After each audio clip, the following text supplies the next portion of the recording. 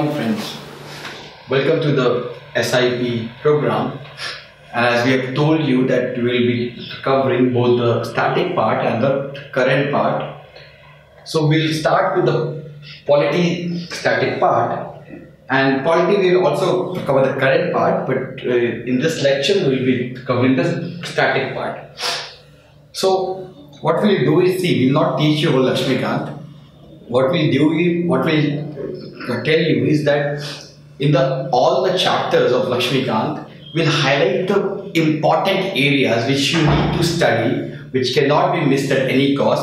Also, we'll tell you important facts which you could miss, or the facts which you don't pay much attention to. And when the question is asked on that fact in the exam, you become confused. So our idea is to make you study smart. That is our idea, right? So we'll start with the first chapter of Lakshmikant, which is making of constitution.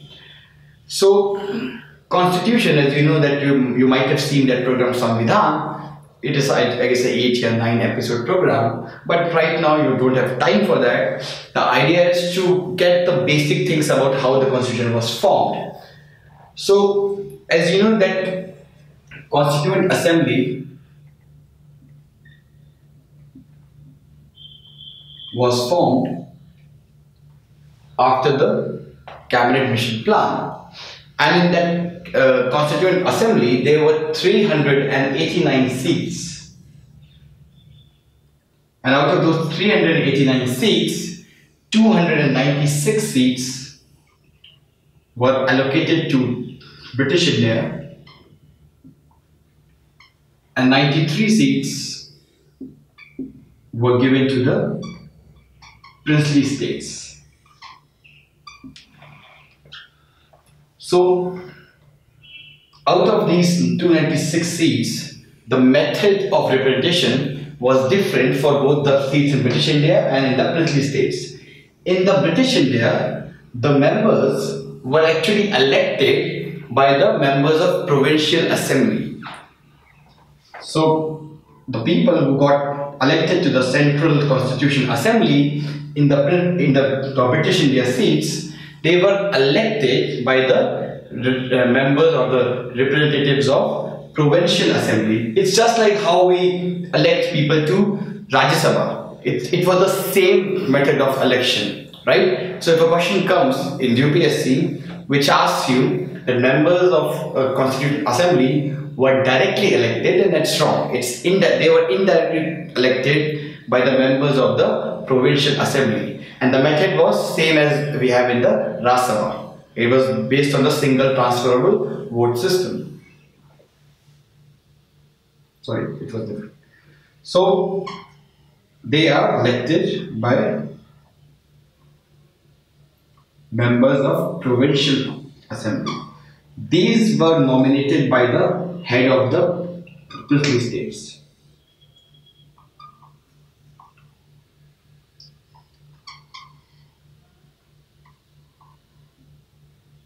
Right? They were elected and they were nominated by the head of the princely states.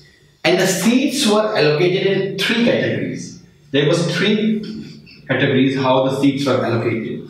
The first category were Muslim reserved seats. The second category was Sikh reserved seats. And the third category was general category, which included all other or remaining categories. So in the Muslim reserve category, only the Muslims can get elected. In the Sikh reserve, the Sikhs, and in general, all the other categories, Hindus, Christians, they were elected. So one historical fact was that earlier the members of princely state, they did not join the Constituent Assembly because they were still expecting that they could have a future which is free of India and which will be free of the British imperialism or the British paramountcy. So that's why initially when the Constituent Assembly was formed, the members of princely state did not join the assembly. So what happened was that when they met, they first elected an interim president, which is Sachidanand Sinha. He was the interim president of the Constituent Assembly, and after that they appointed a full-time president who was Dr. Rajendra Prasad. So Dr. Rajendra Prasad was the chairman of the Constituent Assembly, while the vice president was S.G. Mukherjee. I think vice president, the name is not important, so I don't think you need to remember. Next is major committees. In this chapter, the next part which is important is the part of major committees. This, the whole list is given in Lakshmikant, I guess in the 4th or 5th page of this chapter, and that's why I don't think I need to repeat here. I don't need to waste time here. You should read that list very, very carefully, because a question has been asked before and could be asked next year also, right? Next we will go into is Indian Independence Act. So when Mountbatten came to India, he came up with a plan that India would be divided into Hindu majority Pakistan and Muslim majority, Hindu majority India and Muslim majority Pakistan. And after that, the British Parliament, they passed an act which is known as Indian Independence Act 1947, and this act gave 3 powers to the Constituent Assembly, or it changed the working of Constituent Assembly. First, the Assembly was made a sovereign body, and it could frame any kind of constitution it wanted. So there would be no interference. They were not under the control of the Queen. It was made completely sovereign, and it was given power to make any kind of constitution it wanted. So Constituent Assembly was made sovereign.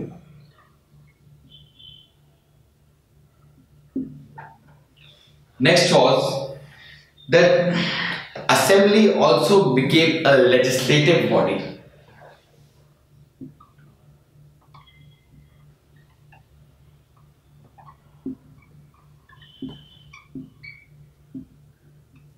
Which means that, because at that time there were the first elections in India took place in 1952. So for the 5 years time between 47 to 52, the Constituent Assembly worked both as a constitution making body, and it also functioned as a legislative body. So when it functioned as a legislative body, the speaker was G.V. Mavlankar.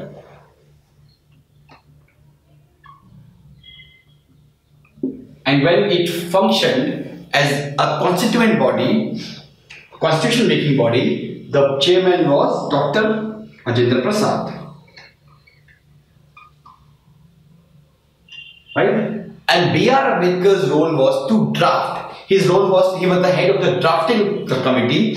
So every time the legislative, this Constitution Assembly used to sit, they used to talk on proposals, and based on the recommendations of the Constitution Assembly, Ambedkar used to draft, and he first prepared the initial draft. Then they were like rounds of draft prepared, and later a full draft, or the final draft was prepared by Ambedkar, which was adopted as a constitution by our Constitution Assembly. And the third change which it did was the Muslim League members who were part of, which would be in Pakistan, withdrew from the Constitution Assembly.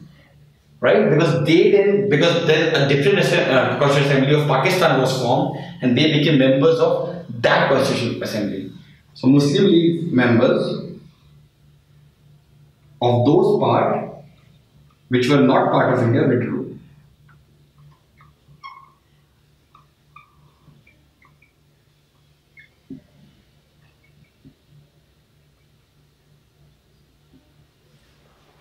Right?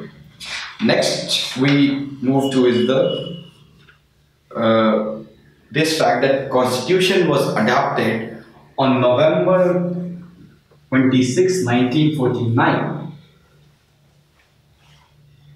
Right? And preamble was enacted after the Constitution was formed. right? Because preamble reflected the philosophy of the constitution. That is why first the constitution was formed, and after that preamble was adopted, right? One very important fact which you should remember for your exam is that some provisions of the constitution pertaining to citizenship, elections, provisional parliament, they came into force on 26 November 1949 itself.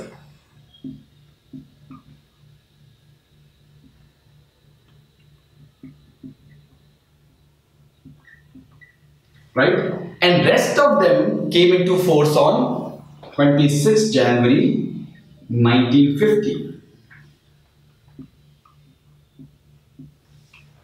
Right? So if a question comes in the exam which says that the Constitution of India was enforced, all Constitution of India was enforced on 1950, on 26 January 1950, then this statement is wrong, because some part of the Constitution it was enforced, or it came into force on 26 November 1949 itself, right?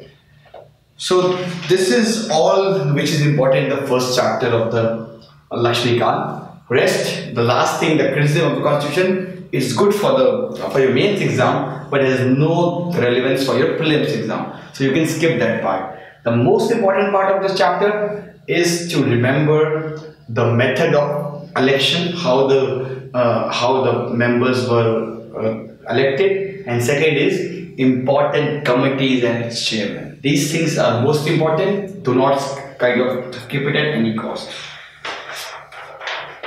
We now go to the next chapter, which is salient features of the Constitution.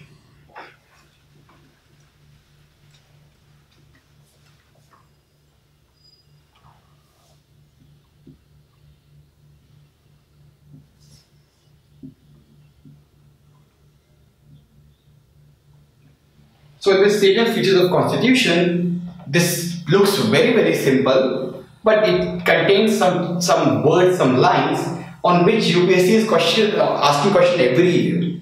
So most of the people skip this chapter, think we know what is republic, we know what is that, what is this, and that is why this chapter is not important, but they are asking questions on specific words, specific lines. That is why it is important for your exam. So we'll deal with few salient features which are not given in any other chapter. Rest will deal in the most specific chapter, like secularism, like citizenship. These things will deal in the specific chapters. Some of the important points or important features for this for Constitution. First, it is lengthiest. Second is that it is drawn from various sources.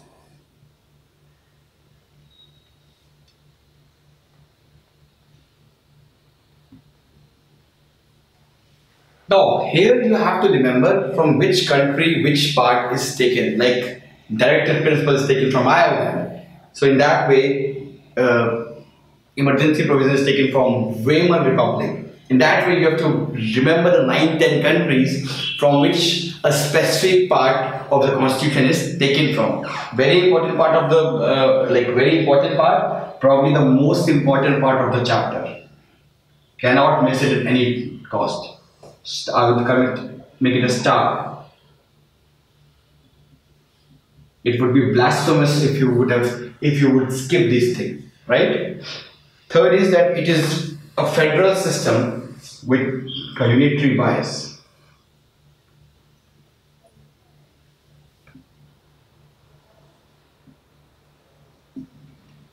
Now again, one important fact in this third point is that the word federation has nowhere been mentioned in the Constitution. Nowhere a word, because the Constitution says that India is a union of states. Article 1 says that India is a union of states. So when the Constitution of US was formed, it gave the power to the units or the states to secede. We did not give any power. We have divided the states for administrative convenience. That is why we have given central government more power than we gave the state government, because as you know, at that time India was the partition happened, plus the constitution makers knew this thing, that whenever Delhi remained weak, whenever the central government remained weak, India always has to face instability. You can check it from like post Gupta phase. You can check it like Timur invaded India when we were in the post Tughlaq phase. They were weak emperors. Then Nadir Shah invaded when we had like later Mughals. The British invaded, and all these people, Ahmad Shah Abdali, all of them invaded when India had a weak central government. That is why, to ensure that these things never happens in future, we gave center more powers. That is why we have a feature of federation we have a federal system with a unitary bias. Fourthly, is that we have a parliamentary form of government.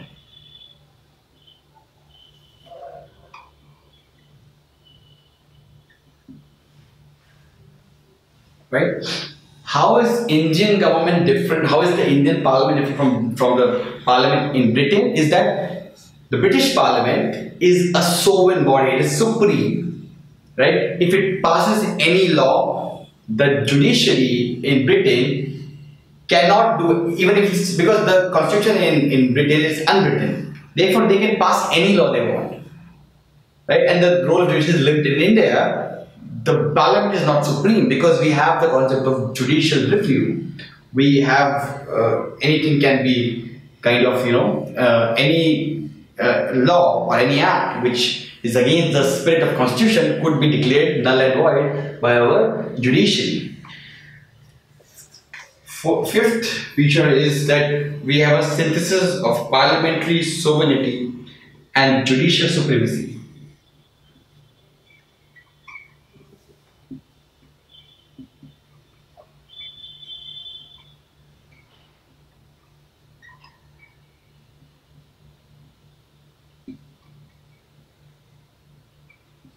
So, the main component of this point is that we lie between US and UK. While in UK you have very strong parliament, very weak judiciary. In US you have weak parliament or weak kind of Congress, and you have very, very strong judiciary, because judiciary follows what you use as a concept of due process of law. Which means that if Congress passes any act which is against the spirit of the constitution, then that act, that law could be declared null and void by the judiciary. India started with what you call as procedural established by law. We started with this,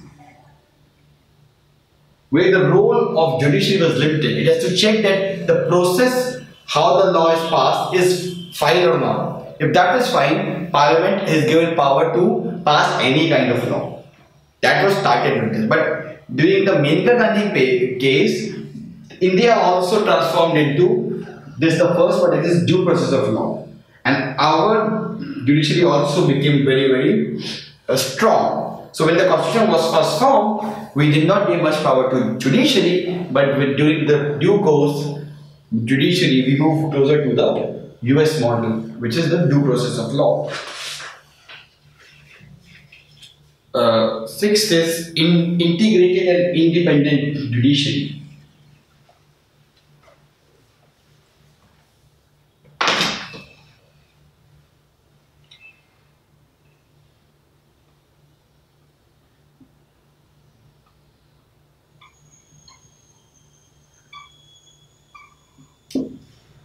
So, we have a single system of courts in India, which means that High Court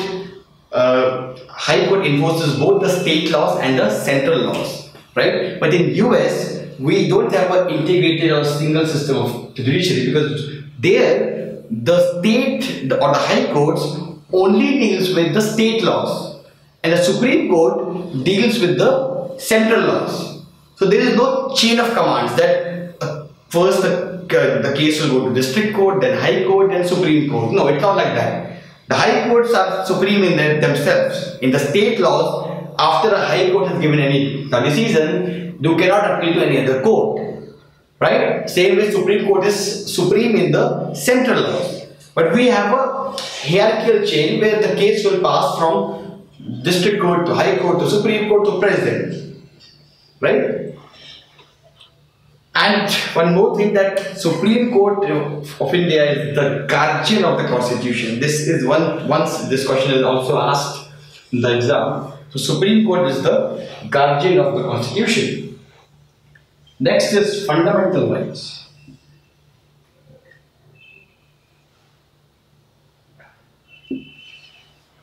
So fundamental question is always asked. I mean, 2 or 3 times it is asked in last 5-6 years.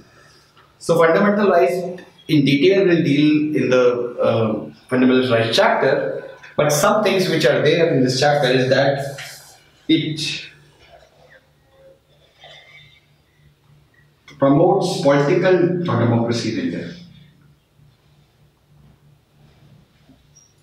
Right? And secondly, it is justifiable in nature. UPSC always plays with that, justifiable, not justifiable, always they play. So they are justifiable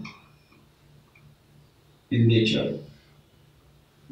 Thirdly, they are not absolute. They are subjected to reasonable restriction.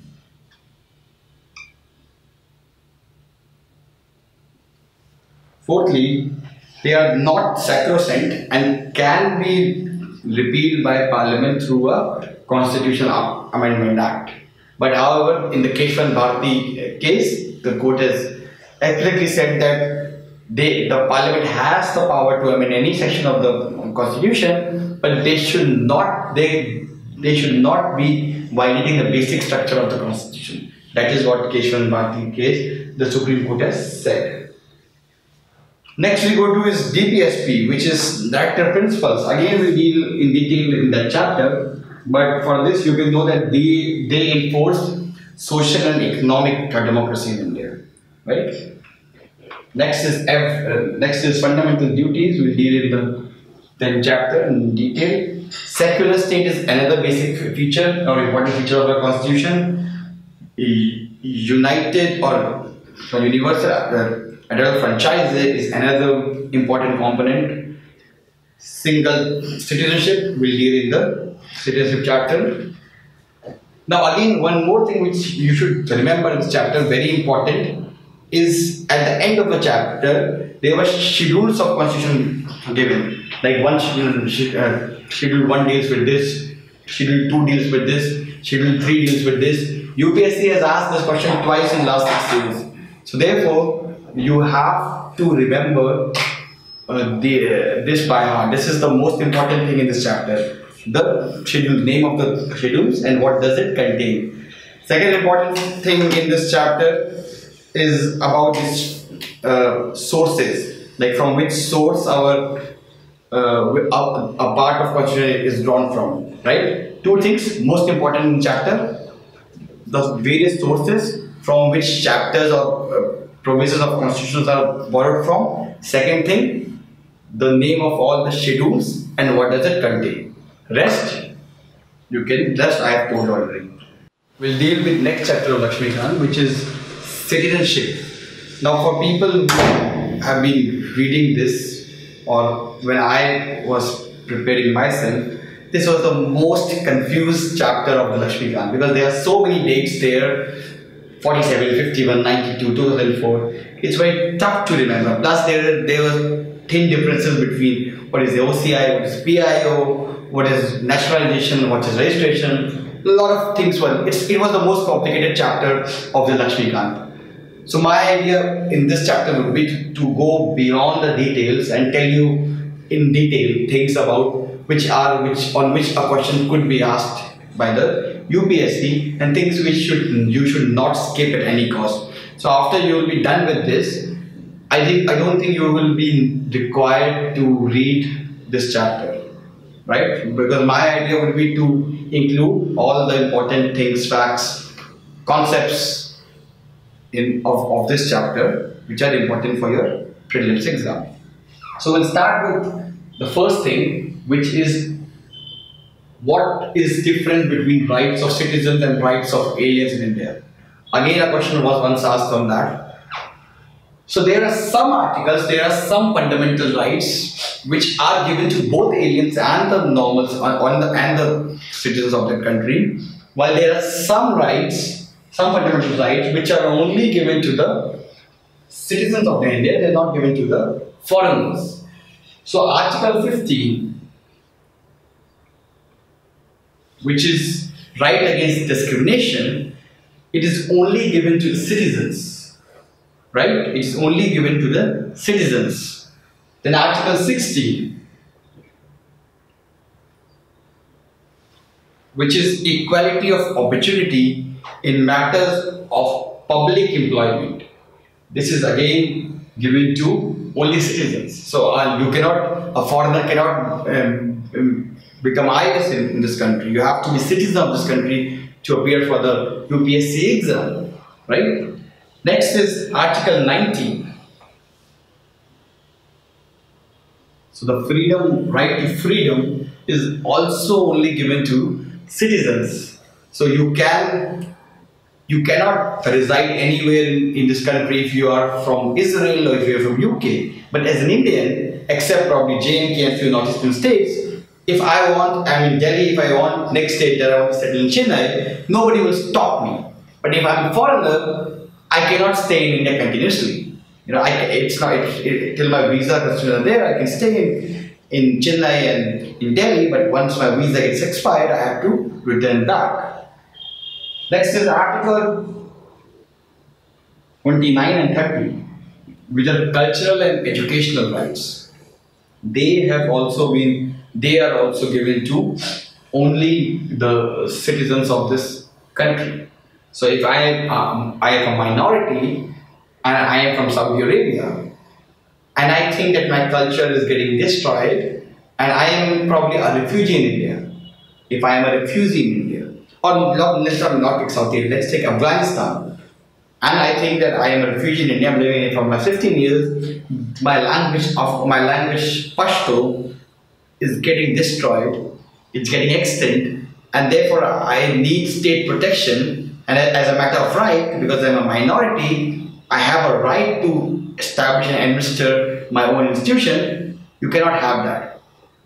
Because you are not a citizen of this country. You are a refugee. You are not a citizen. If you are a citizen of this country and you feel that, okay, I should have the freedom to establish and administer my own institutions, I can go for the state. The state can also support me for that because I am a citizen of this country. So here lies the difference between a citizen and a foreigner. Next is right to vote and eligibility to hold certain public office. So right to vote is again given only to the citizens. And which are the rights which are given to both citizens and the aliens? So they are Article 14, which is equality before law. Look, this is very natural. I mean, if I have committed any crime, if I have committed a murder is a murder, whether it is committed by a citizen or a foreigner. You cannot say that because the murder is committed from a guy from US, therefore I will give him death penalty, and because it's done by Indian, I will give him 7 years jail. It cannot happen like that. The judiciary is equal for everyone, right? Article 14, Article 20. 21, 22, they are also given to both citizens and aliens. So this is right against arbitrary arrest. It's right to freedom of life and liberty. These are very natural human rights. I mean, these are natural human rights. You cannot discriminate on the basis of nationality, right? Because we are a democracy and we are a Gandhian democracy. We cannot deprive any person, any human from these basic human rights, right? Then Article 23 to 24, these are also right against exploitation. This is again a basic human rights. Here also you cannot discriminate. And Article 25 to 28, which is freedom of religion. This is also given to both, because Again, this is again a basic human right. Then right, yeah. So these are the rights which are given to both aliens and citizens. These articles are only given to, these rights are only given to citizens. Remember this, very important for the exam. Next we'll deal with is the constitutional provisions with respect to citizenship in India.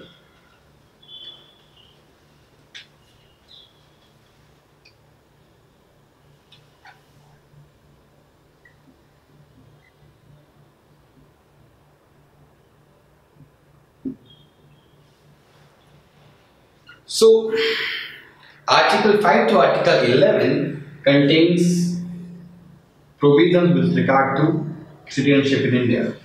But one very important fact with respect to prelims is that the Constitution contains neither any permanent nor any elaborate provision in this regard. So all these things, that how will you get this citizenship, how will you, in what conditions you can lose your citizenship, all these concepts, the Constitution says that Parliament will frame a law with that respect. So the Constitution only deals with, or it only deals, or it only identifies person who became citizens of India at its commencement. So it only deals with those people who became citizens of India on 26th January 1950. It only deals with that. Right? It does not deal with the problem of how you will become Indian citizen, how you will lose Indian citizen. Nothing is there in the Constitution. If a question comes in the Parliament, the Constitution mentions the following ways in which you can gain India's citizenship. This is wrong. The Constitution does not provide any information on that. It leaves it to the mercy of Parliament to frame an elaborate law which will contain the method of acquiring Indian citizenship and losing Indian citizenship. So what does the Constitution say? The Constitution says that 4 categories of people became Indian at its commencement.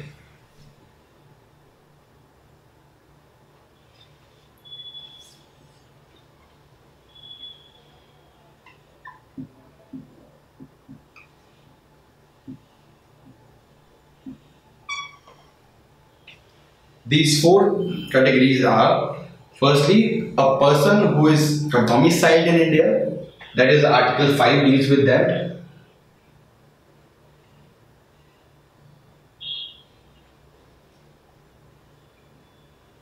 So when the Constitution was formed, those persons who were domiciled in India, they became Indian citizens. Second is person who have migrated from Pakistan. So all these Hindu and Sikh refugees who migrated from Pakistan became Indian citizens. Thirdly, the persons who migrated to Pakistan but later who returned to India. So there was Nadira Babbar, who is Raj Babbar's wife.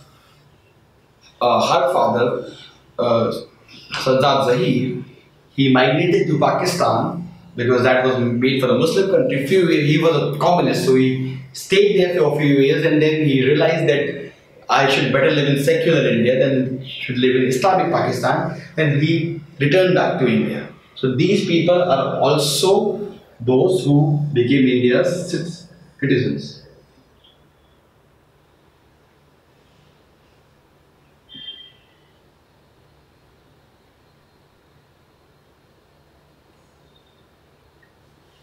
And fourth is people who were persons of Indian origin who were residing abroad. So those people who were residing abroad, they were also given an option that if they want to acquire Indian citizenship, they should go to the consulate and acquire the Indian citizenship.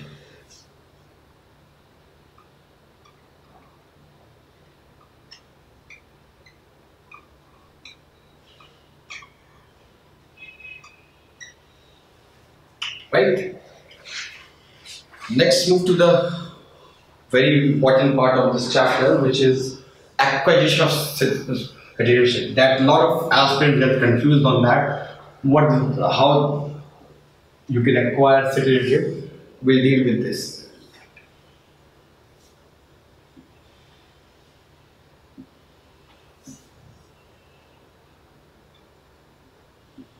So first way, so this is given by Citizenship Act 1955.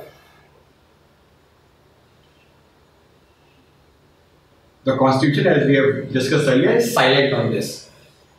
Citizenship Act 1955 mentions 5 ways of acquiring Indian citizenship.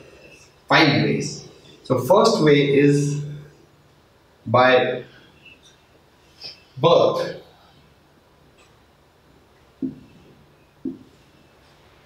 So those people who were born between 1950 to 1987 were automatically Indian irrespective of the nationality of the parent. So if a US worker was working in India and he became father, then his son would be automatically citizen of India, even though both he and her wife are from US. This thing continued from 1950 to 1987, right? Those people who were born between 1987 to 2004, 3rd December 2004, they would become part of India, they would become citizen of India if either of the parents is an Indian, right? So let's take the example of Rahul Gandhi. Rahul Gandhi is born earlier, but I'm just taking an example. Rahul Gandhi's father was an Indian citizen. Rahul Gandhi's mother, when Rahul Gandhi was born, was an Italian citizen. She acquired citizenship later in 1980s. So Rahul Gandhi would be automatically Indian because his father was an Indian. Even if it would have been opposite, like her father would have been from abroad and her mother would have been Indian, even in that case also he would have been an Indian citizen based on by birth criteria. However, those people who were born after 2004, they would become citizen of India if both of their parents are citizens of India, or at least one of the parents is not an illegal migrant to India, right? He or she should not be an illegal migrant to India. Next method of acquisition of citizenship is by descent.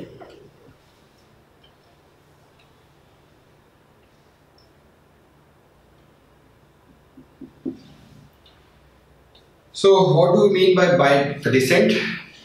It means that based on my descent, my parents, whether I would get citizenship of India or not. So for those people who were born between 1950 to 1992, or before 1992, outside India will be automatically citizen of India if his father was the citizen of India at that time. So if I am born in US and my father is an Indian and I am born before 1982, then I would be automatically Indian citizen without any registration, without any information to Indian body or Indian Republic. Second is after 1982, between 1982 and 2004, if I am born, then if either of the parents is a citizen of India, I will be an Indian. So in this clause, it's only father. But after 1982, between 1982 to 2004, either of my parents, if is Indian, then I will be automatically an Indian. 2004 and beyond, like if I'm born after 2004, then the criteria is little strict. So it abolishes this thing that you will be automatically become Indian citizen if either of your parents are an Indian. Because now, what you have to do is that after a baby is born, his birth should be registered at an Indian consulate in that country within the first 1 year of his birth. So if my kid is born in 2018, this date, which is the 2nd April, then before 2nd April 2019, I will have to register him in the Indian consulate that he is born. Only then he will acquire Indian citizenship. If I don't go to the Indian consulate, my kid would not get the facility of becoming an Indian citizen. Right? Third is by registration.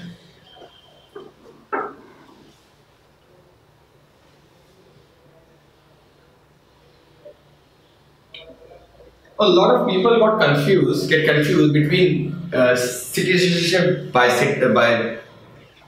registration and citizenship by naturalization. They both look similar because in both cases you have to stay a few years in India and then you get the Indian citizenship. But there is a very, very important difference between citizenship by registration and citizenship by naturalization.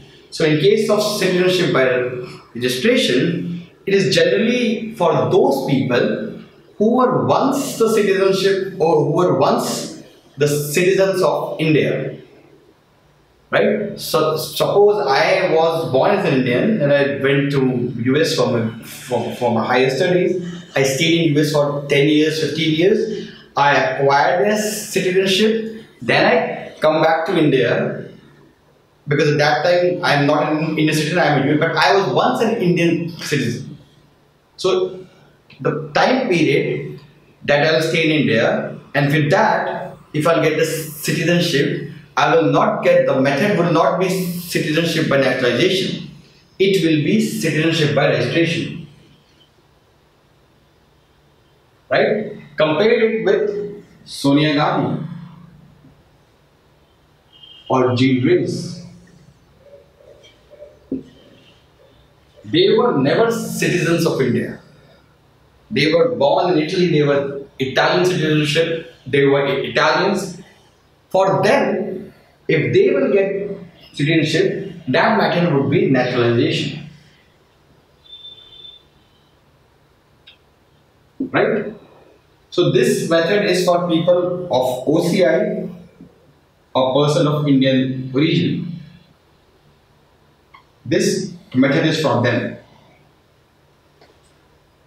Right? So if a PIO or a OCI wants, in OCI is overseas citizen of India, PIO is person of Indian origin. I will explain the difference in the later part of this chapter. So if they acquire citizenship of India, that method would be called as by registration. While a complete foreigner who has never had any links with India, if he or she acquires Indian citizenship, then that method is called as by naturalization. That is the difference between citizenship by registration and citizenship by naturalization. So what does the 5055 Act says? So the Act says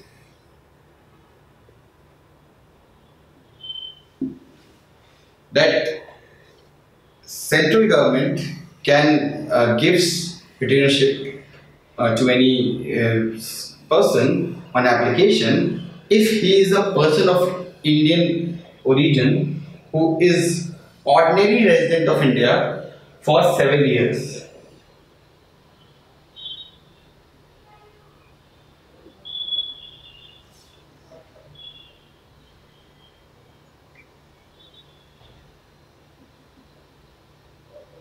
Right? Or if he is an OCI, overseas citizen of India, he should be ordinary resident of India from last 5 years.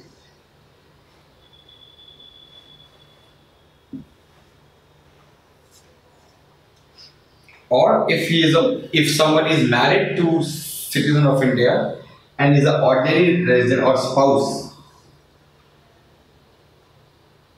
same criteria, ordinary resident from last 7 years.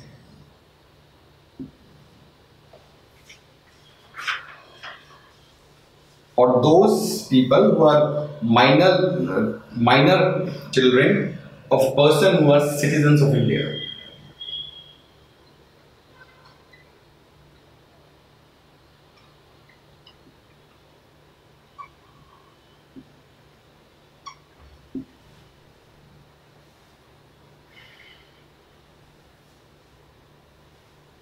Right? So what do we mean by ordinary resident? Ordinary resident is person who is living in India throughout the period of last 12 months. That is known as ordinary resident. Now we come to fourth part, which is citizenship by nationalization.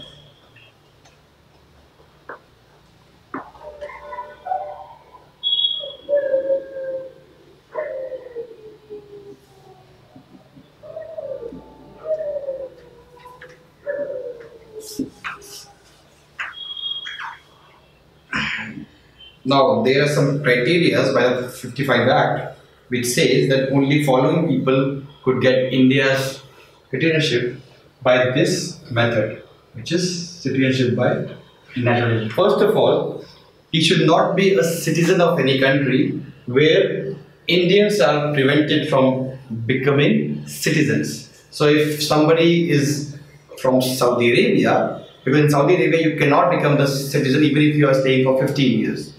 So Saudi person who will be in India for 8, 9 or 10 years, he would still can't apply for the citizenship because we cannot become citizens of their country. Second criteria is that he has renounced the citizenship of the other country. We don't allow dual citizenship. We don't have the concept of dual citizenship.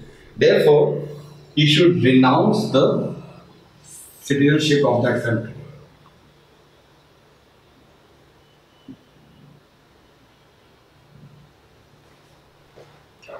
Thirdly, he should have knowledge of language specified in the 8th schedule.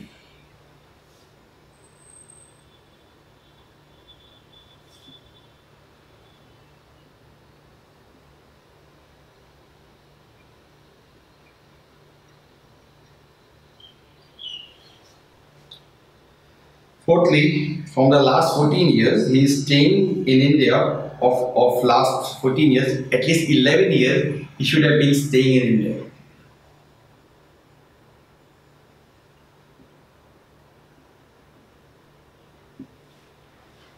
Right? And sixthly, he is rendered in India or has been in service of Government of India throughout the period of last 12 months. So these are the criteria on the basis of you get citizenship based on nationalization, but all these conditions are waived if he has rendered any distinguished service to India. So if he has done something exemplary great for India, then the Government of India can waive all the condition and say, even though you have been staying in India for 3 months, we'll give you this citizenship. Right? Next is the last way we can get our citizenship, which is by incorporation of territory.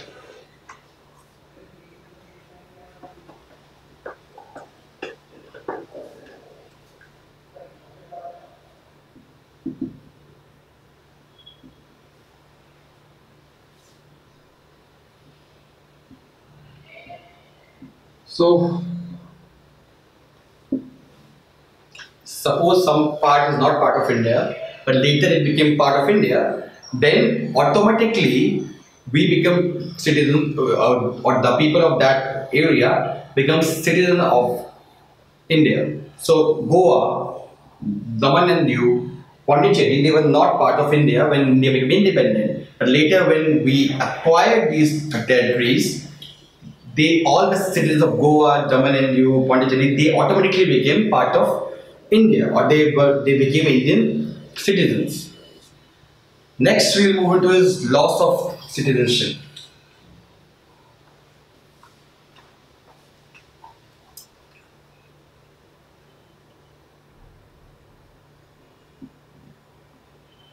Again, Constitution does not mention anything about this. 1955 Act mentions the methods of loss of citizenship. So first is by renunciation.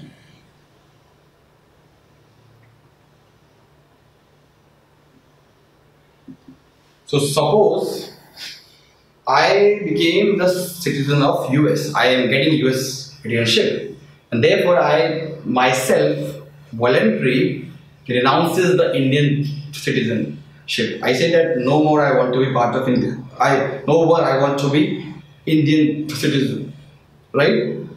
So in that case, if that is the way, then it is called as by renunciation. However, if there is any war with another country, then government can withhold this method. Government can say that we are at war with this country, and therefore, for next 1 year, we are withholding a citizenship. You continue to remain Indian citizen.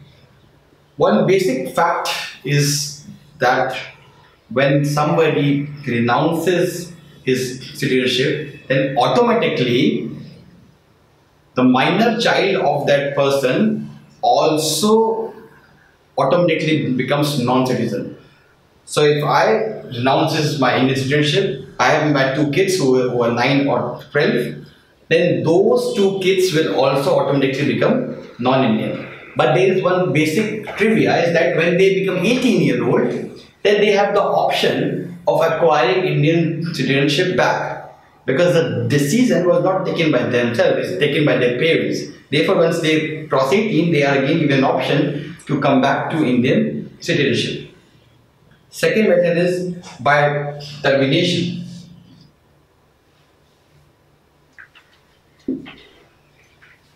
Now this means that when an Indian acquires citizenship of any country, my citizenship here automatically terminates. You don't need to inform anyone. You can, if you become citizen of Britain, automatically, because we don't have the concept of dual citizenship as told earlier. So when I become citizen of UK, automatically my Indian citizenship expires. It terminates. Right? Third method is by deprivation or by deprivation. Now in this case, there is compulsory termination of citizenship by the government. The government here compulsorily says that you no more you are an Indian citizen. So there are 4 methods of that. There are 4 cases in which this applies. First is when you have acquired the citizenship by fraud.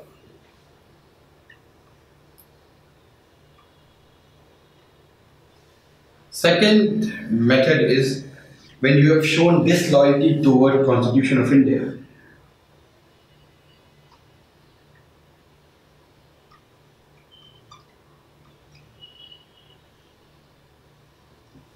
Third method is when you have communicated with enemy or you have shared any information which is harmful to India during the war.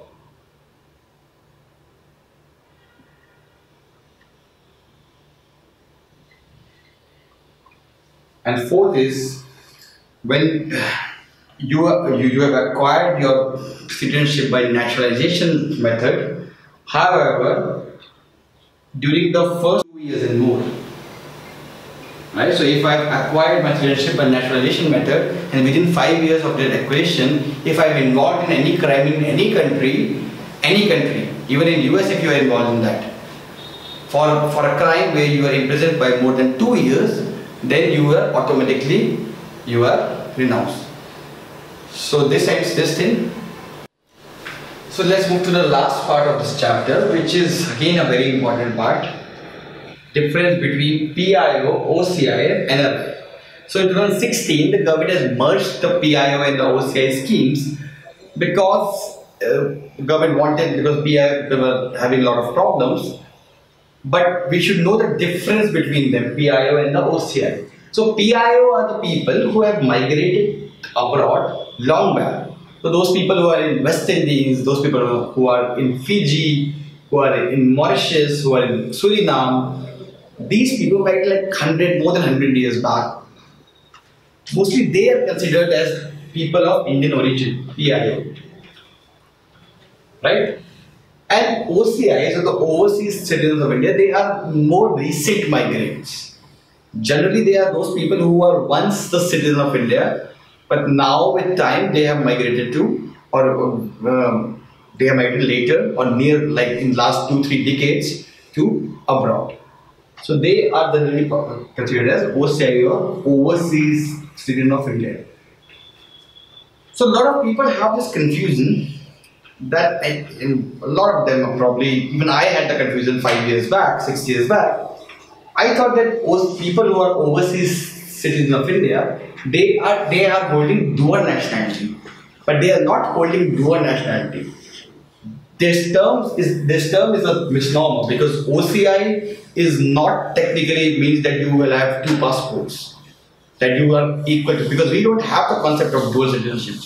It's just said that you will get a lifelong visa-free entry to India.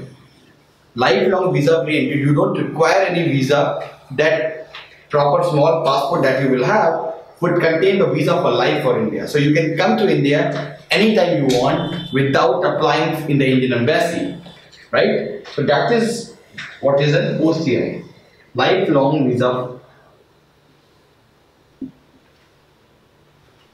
But for PIO, they only get visa for 15 years. After 15 years, they again have to renew their card, right? So all the foreign citizens could be part of PIO except people from Pakistan, Afghanistan, Bangladesh, China, India, Iran, Bhutan, Sri Lanka and Nepal. So all our neighboring countries, only they, because if they would be disvalue them, then most of them will remain in India because of a lot of poverty in their country, right? That is why this option is for all the citizens of any country except these 7-8 countries which I have mentioned. In case of OCI, Pakistan and Bangladeshi people, they are not allowed to get that, right? Second difference is that, which the rule says, is that in case of PIO, any foreign citizen whose parents or grandparents were once or born or were permanent resident of India, then they would be eligible for a PIO card. Right? In case of OCI, the rule says that a foreign national who is eligible to become citizen of India in 1950 or was Indian citizen at any time of his life could apply under the OCI category. Right? Anyone who was eligible to become Indian citizen in 1950 or who was once Indian citizens could apply for the OCI card. Now, what are the facilities which people from OCI get? So they get a lifelong visa, as we have mentioned, while these people get a visa for 15 years only. Second thing is that when a foreign national comes to India, he has to report to the foreign representative office. So in case of PIO, he can stay in India till 180 days without informing or without registering itself in the FRO office, right? But if he stays more than 180 days, he will have to register himself in the FRO office, and it's a big line, bit skewed, it's not very convenient, a lot of people are there. But in case of OCI, he is exempted from this FRO registration, right? Now, next thing is, how can they get citizenship? This we have again discussed, that they get citizenship through registration method. But in case of OCI, he has to be only normal or ordinary resident of India for 5 years, and in last 1 year he should have continuously remained in India. But in case of PIO, he should have been ordinary resident of India from last 7 years. So here also the OCI people get a benefit. Except that the OCI people in India can acquire property, they can invest everywhere except the agriculture properties. So they cannot buy agriculture farmland in India.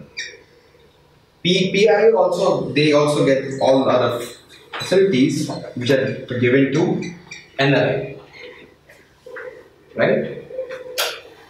So in 2016 they have merged the scheme. Now a person with PIO could apply for an OCI card, right? Now third concept is NRI. When people say that I am an NRI, it does not mean that he is a citizen of US. It means that he stays right now in US. So if I go to US for my studies and I stay in US for more than 183 days in a year, I am an NRI, right? I am an NRI. I am not the citizen of USA. I am the citizen of India, but I am residing in US right now. If I am working there, I am paying tax there. So it's more of an economic definition, right? So NRIs can do everything. They can vote, they can acquire properties, they can give IS, they can do everything which a citizen of India can do. Everything they can do. Because they are citizen of India in all respects, except that they don't pay taxes in India. They pay taxes in US. So this ends the third chapter, which is the citizenship chapter. Good morning, friends. We'll be starting with the schemes related, the important schemes of last many years. So as you know that UPSC has been asking a number of schemes every year in the prelim paper. And what has been more peculiar in last 3 years, people, if you analyze, is that a lot of the schemes are not new schemes. So generally when an aspirant study the schemes, they focus on the scheme introduced in last 1 year, or they generally deal or they study these very big schemes like Skill India, Make in India, Swachh Bharat Abhiyan. However, every year 3 to 4 questions they have been asking from schemes which are not recent schemes. They have been around from last 6-7 years, 5 years, 8 years, some of them even 2 decades. So in 2016 they asked about Rashtriya Gariba Abhiyan, which was introduced in 2011. Then they asked about initiative for nutritional security through intensive millet program. This is a 2011 scheme again. They asked a question on midday meal scheme few years back. So a lot of the questions they are asking are actually from these many old schemes. So what we are trying to do is that we are covering all the schemes which are running at present. So any scheme which is still working, whether it's an NDA scheme or a UPA scheme or any other government scheme, we will be covering. That is what we are doing, right? So we will cover around 300 or more than 300 schemes. What we will do is that we will tell you what is the most important component of that scheme and from which a question could be asked, right? And that will make your task very easier because we'll give you PDF. Then you can just give focus on that particular part which we have mentioned you to study, and that will save a lot of your time, right? So we'll be covering the UPA government schemes which are running, and we are covering the Modi government scheme, the earlier schemes, and the schemes introduced till March 31st, 2018. We are covering all the schemes till March 2018, right? So we will be starting with the women schemes, right? So in women scheme, the women related health schemes, we will be covering under the health schemes. Here we will be only covering the empowerment schemes of women, and we will be covering the safety schemes of women. So first is Nirbhaya scheme.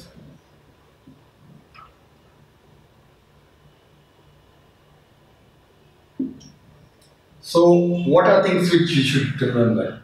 First of all, it was introduced in 2013. Now UPSC is also playing with dates. You need to understand it's a UPA government scheme.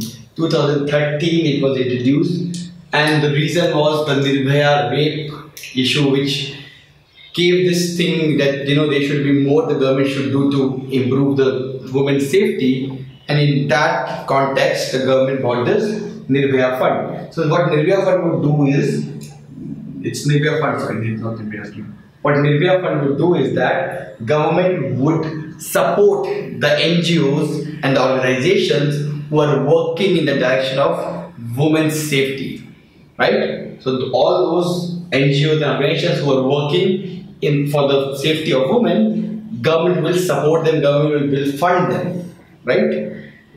And one very important thing about the scheme is that earlier when it was introduced, it was under Ministry of Home, but now it is under Ministry of Women and Child. That is the most important component of the scheme which you have to remember. Because we have fund, that it's very logical to think for what purpose it will be used. But main crux is that earlier it was under Ministry of Home, now it is under Ministry of Women and Child. And secondly, it was introduced in 2013, right?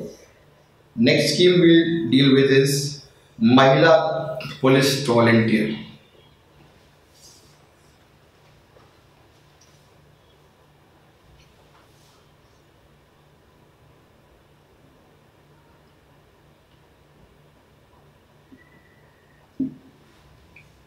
So, Mahila Police Volunteer is actually what the purpose of the scheme is to create volunteers, women volunteers in each and every state, right? And what would be their role? They would assist the police in trying to, the police cannot have so much strength, and they can keep a vigilant on whether somebody is not committing crime or whether women are denied the services which they are they should be given, or if there is any case of harassment against women, there is case of teasing, there is case of sexual molestation against women. The police does not have the workforce, right? So what they are doing is that they are appointing, or they are selecting few volunteers from each and every village, and their role would be to keep a check on these things, that whether these things are happening, right? And report to the report to the police that, see, in this village, in this household, there has been case of molestation. In this area, these two houses, the women are deprived of the government schemes or government services. So this is the main purpose of the scheme. Now, few trivial facts is that the first state where the scheme was launched is Haryana.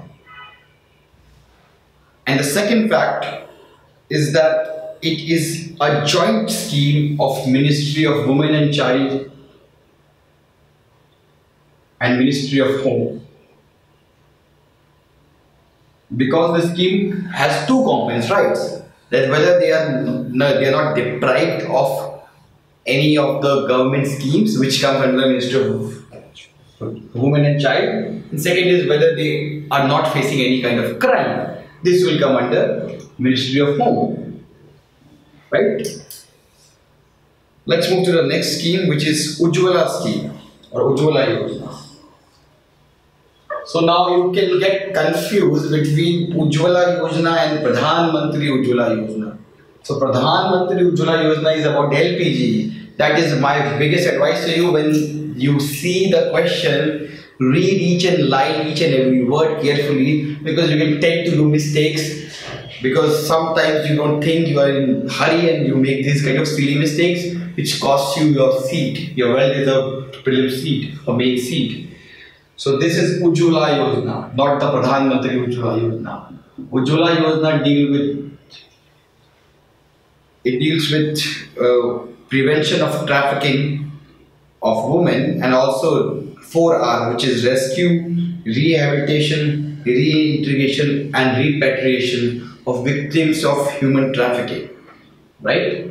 So those women who are involved, who are forced to do prostitution or or those who are involved in human trafficking, what this scheme tries to do is first is rescue. Then they should be rescued from the brothels or from areas where they are forcefully kept. Second is rehabilitate, which means that they should be given some, they should be given some shelter, food and all things. Third is reintegrate, which means to teach them some skills so that they can contribute to the society, they can integrate in the society. And fourth is repatriate those women who are not citizens of India, right? So this also comes under the Ministry of Women and Child. Next is ICDS.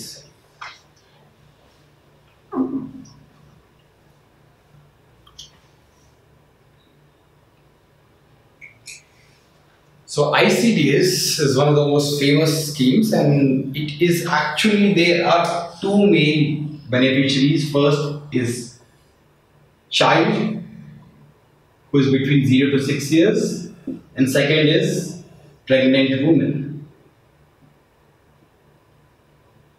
These two categories of people are the focus of the scheme, and the scheme has 5-6 elements. First of all, the scheme starts with pregnant women. So what is generally there, that in every village there is an Anganwadi center, right? And in that Anganwadi center, pregnant woman is under the scheme is expected to go for regular checkups, right? So it starts in the when the woman is pregnant, she goes to this Anganwadi center. There are some experts there. They will tell that woman, see, they will do first a checkup, then they will advise her about what food she should eat, what kind of nutrition she should get, and how frequent she should come for checkup. Right? So start with pregnant woman. Then when the child is born, it focuses on 4-5 things. First, on his immunization. So first role is to ensure that a child gets all the basic immunization which will prevent him from diseases. He gets all the regular doses. Second thing is his preschool education.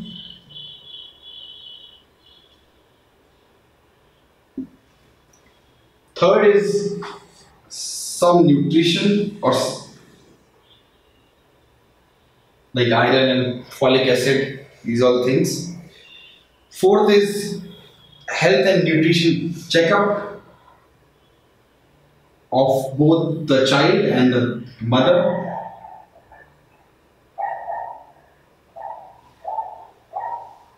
Fifth is counseling.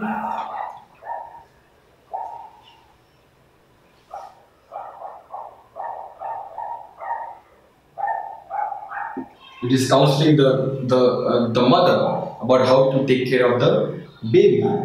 Sixth is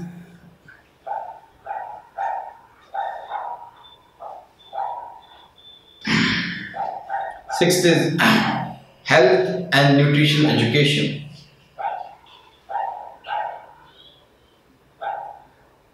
So here the mother would be educated on how to take care of herself and the baby, what to feed the baby so that he does not remain malnourished. These are things which are done in this Anganwadi centers. Now, who implements the scheme? It is Ministry of Women and Child. It is them who implements the scheme. Move to the next scheme, which is Swadhar Greh.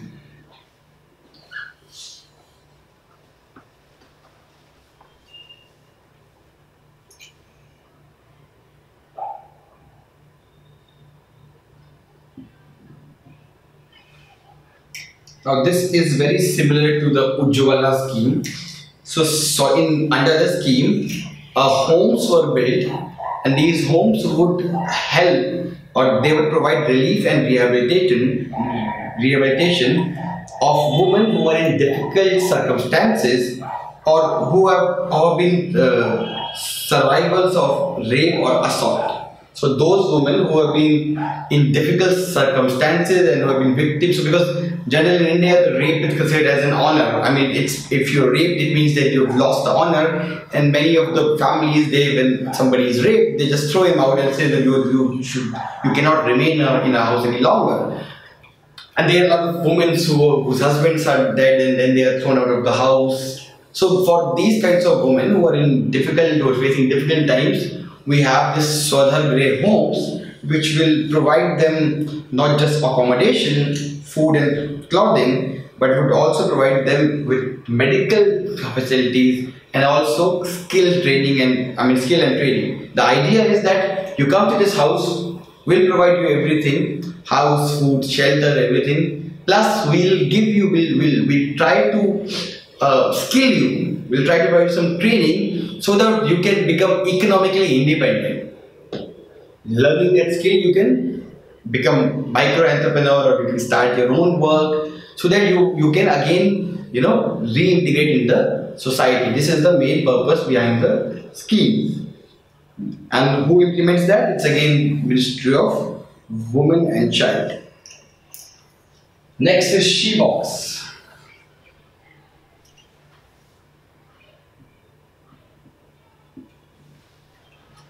So She-Box is a online complaint management system for women who are working both in private sector and in public sector. The idea is about She-Box is that sometimes the women who are working in an office, they feel a little awkward or they feel shy to go personally to the boss and tell about this that he or she has been harassed. So under this thing She-Box, you can do online complaint of any of the employee who has committed an act of sexual harassment against any woman employee, right?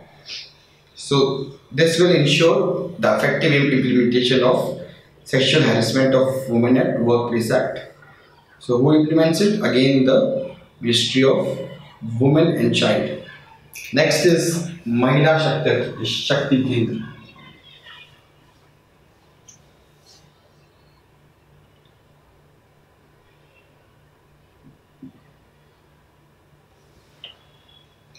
So under this Mahila Shakti Kendra, the problem is that there have been so many schemes for women. Health Ministry has some schemes, Child Ministry, Women and Child Ministry has some schemes, other Ministry of Rural has some schemes, Textile Ministry has some schemes.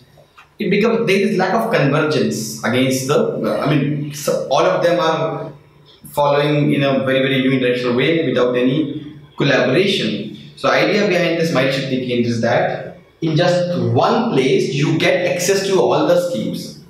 So if I am a woman and there are 50 schemes for me running by 8 or 9 ministries, I go to this Mahila Shakti Kendra, I get access to all these 50 schemes running in these different 8 or 9 ministries. Idea is to make things hassle free for the woman. So who implements that? Ministry of Women and Child implements that. Next is One Stop Center.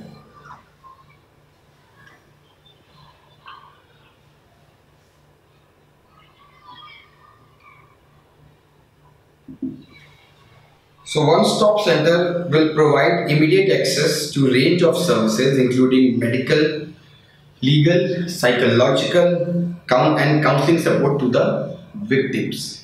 So anybody, any woman who is below 18 or after 18, if she has been, she's been harassed or she is raped or assaulted or in any way exploited, you go to this one-stop center and they will provide you with, if somebody is brutally raped, then they will first ensure that you get the best possible medical support. Then after that, this one-stop center will ensure that your case is filed and you get a best or you get a good lawyer to fight a case against those who have perpetuated crime against you. Third is for psychological, which means that psychological and counseling, which means that once a woman is faced with this rape and all, a lot of the women they commit suicide. A lot of the women are in traumatic state. So this counseling and psychological help will ensure that you normalize, you become normalized, you again reintegrate with the society, right? So how will this one-stop center will get fund? It will get funding through the Nirbhaya fund. This is the important part of the scheme. Funding is through Nirbhaya fund.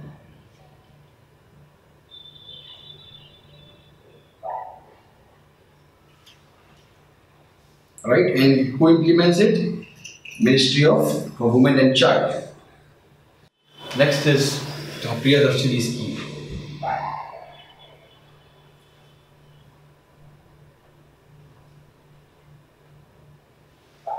This scheme is discontinued in 2016.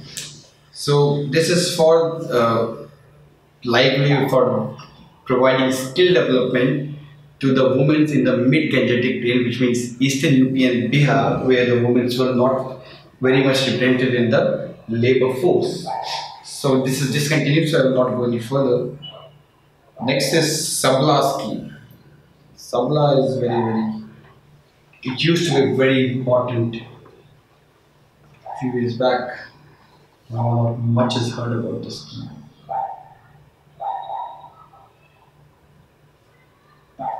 So who are the target groups? The target groups are adolescent girls under all ICDS projects in selected 200 districts. So this is important. See, when you read a scheme, just see that whether the scheme is implemented in all the districts or in few districts, because this could be a prelims question. A scheme which is just selective in few districts, a statement could ask that the scheme is implemented in all the districts of India. So you have to be careful in reading that whether it's implemented in all the districts or few districts. So Sabla schemes is implemented in 200 districts where the condition of girl child is bad. So what are the focus area of this program? So again, 6 or 7 focus area of this program. First is nutrition of adults and girls. So this would include 3 components. One is providing iron and folic acid supplementation.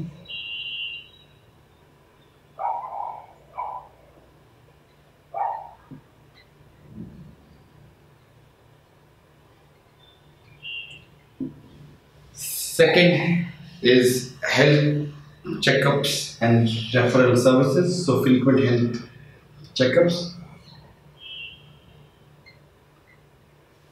And third is nutrition education.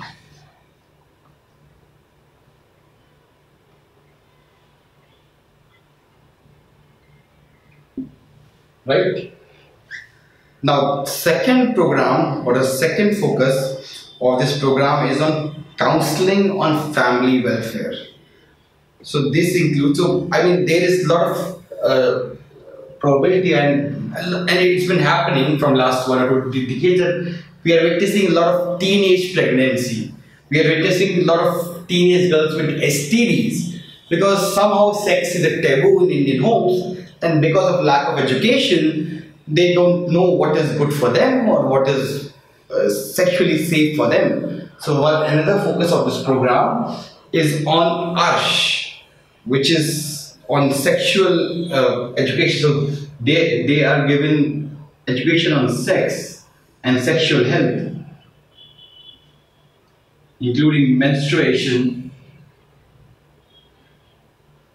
unwanted touch, and other areas, right? And the third part of this program is skills. So first part is nutrition, second part is sex related education or kind of counseling regarding sexual health. third part is skill development. So this includes upgrading the home-based skills, life skills, and other skills of these adolescent women, right? So the focus is on improving their skills so that those girls who are not very good in in studies, they could become economically self-sufficient, right? So providing skills and training to them. And fourth focus of the scheme is on mainstreaming out of girl or out of school adolescent girls into formal and informal education. Right. So the fourth component is mainstreaming the out of school adolescent girls to re-enter the school. And lastly, provide information about the services. So provide education to the adolescent girls about the jobs which will be available in the market, which are the good areas where they can study, or what are the services or what are the schemes the government has launched for them. So this is the fifth component of this program. So these are the 5-6 components of this program. It's a very important scheme, could be a probable question this year. And like the earlier scheme, this scheme is also implemented by Ministry of Women and Child. Next we move to the next scheme, which is Mahila Kisan Sashaktikarana Pariyojana.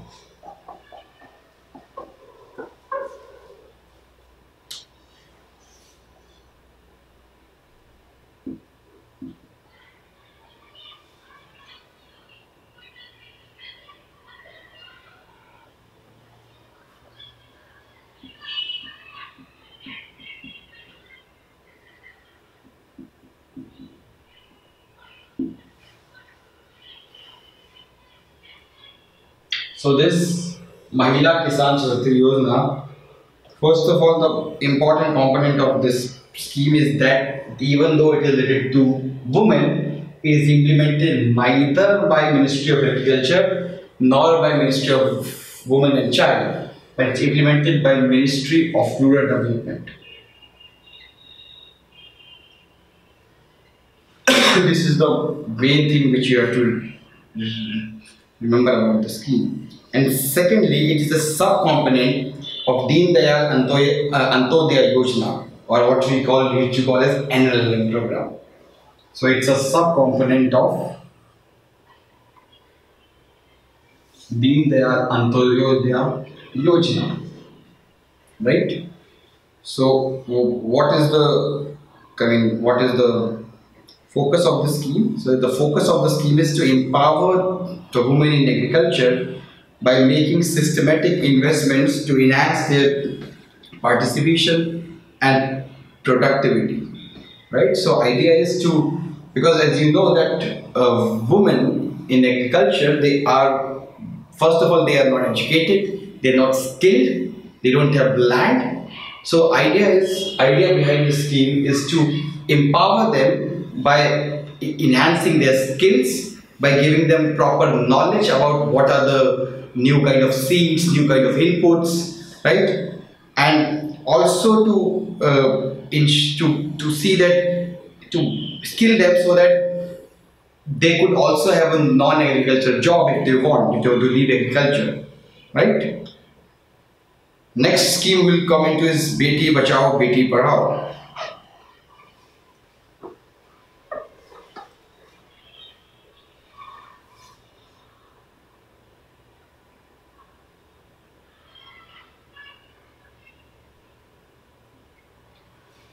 So Beti Bachao, Beti Padhao, very common scheme.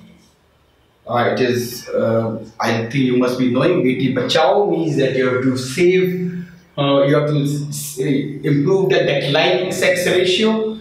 Beti Padhao means to educate the women, right? So focus of the scheme is on implementation of PC and PNDT Act. Focus is on that every girl is protected, every girl is educated. And under the scheme, there is a special focus on improving the mindset of the people. Because ultimately the scheme realizes that with all the initiatives, not much impact can be arrived at the ground level until we change the mentality or the mindset of the people. So a good trivia about this scheme is that it's not just by one ministry, it is by three ministries. So it is by Ministry of Health, HRD Ministry, and Ministry of Women and Child. So these three ministries are involved in this program. Next is Sukanya Samriddhi Yojana.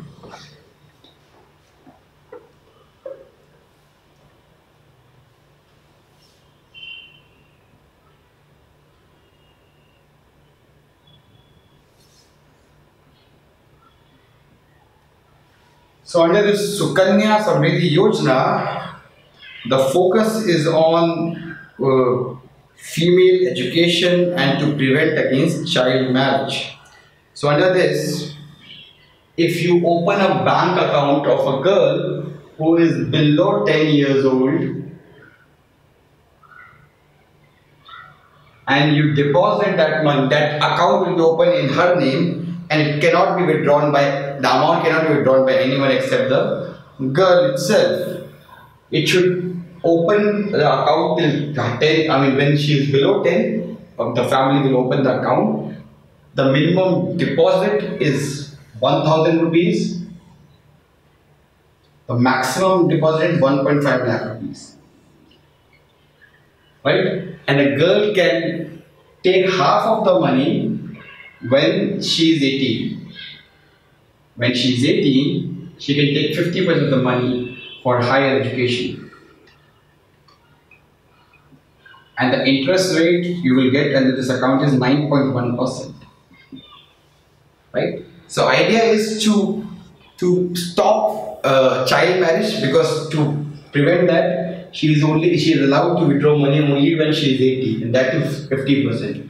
Interest rate is high, which means that people consider the birth of woman not as something of a evil but good, but they feel that since a woman is born, she could be asset to the family because she can give us high interest rate, right? And thirdly, the family could save enough for the higher education of the woman. Next we move is to POXO e-box.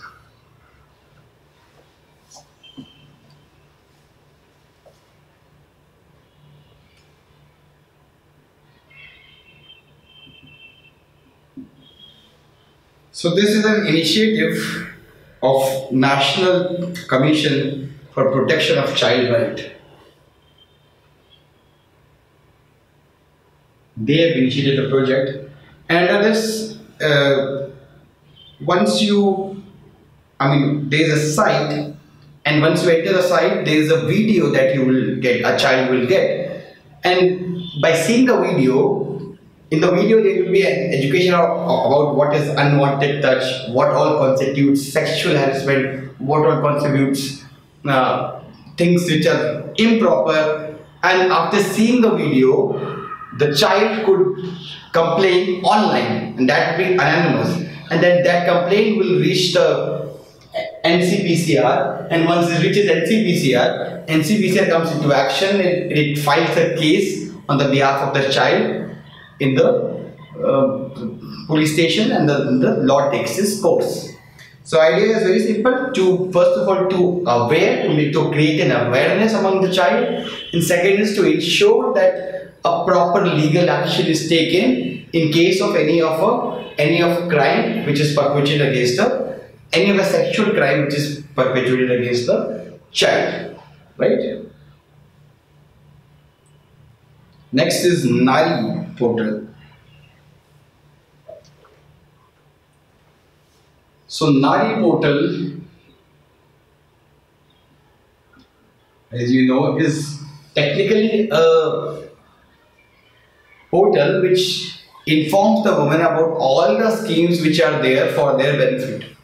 The same thing which Mahila Shakti Kendra does in the village, that Mahila Shakti Kendra provides it provides services to the women Nari portal, what it does is it provides information. It provides that so ministries are running so many schemes for the women, so that a woman knows that okay, I have this scheme is for my benefit. I have to avail this scheme, because the problem in India is lack of awareness. The women are not aware that whether there is scheme for this or not, right? Now the thing is that this is not run by Ministry of Women and Child. It's run by MEPI, or Ministry of Electronics and IT. Right? This is a trivia regarding the scheme. Next is e-Samvad portal.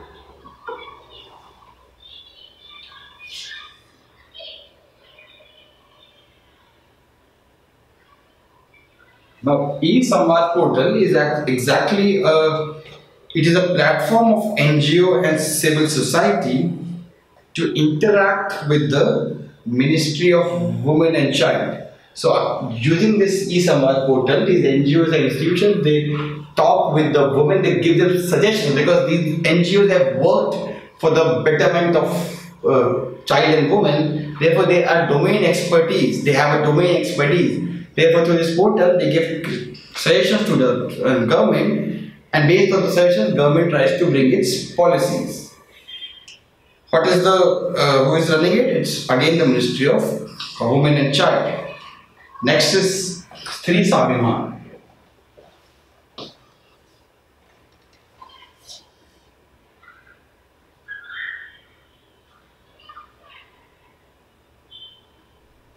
So under the Stri Sabhiman initiative, government is focusing on providing adolescent girls, especially in rural areas, access to affordable sanitary pads.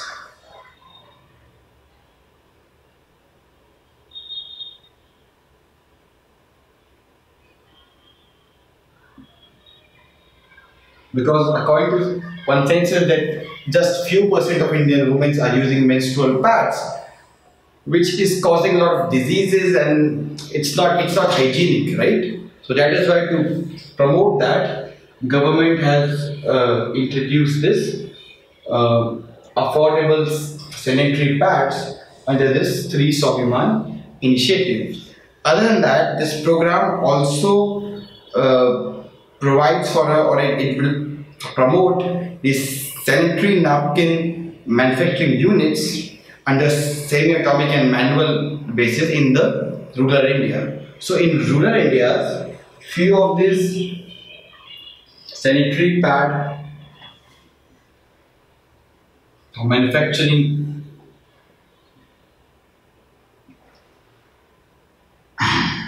units will be opened, and this would provide employment to 8 to 10 women in the rural areas. And also it is, and one more focus of the scheme is to provide awareness about the taboo of periods.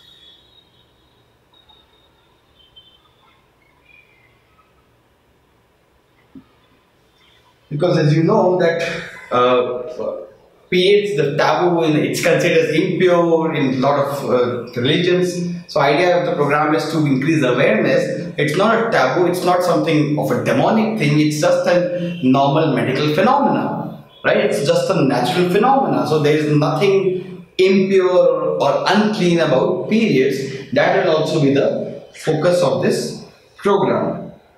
Who is implementing that? Again, a very important fact to remember is METI again. People will think it should be Women and Child, but it's METI, which is Ministry of Electronics and IT. Next is program to train elected government representatives of Panchayati Raj institutions.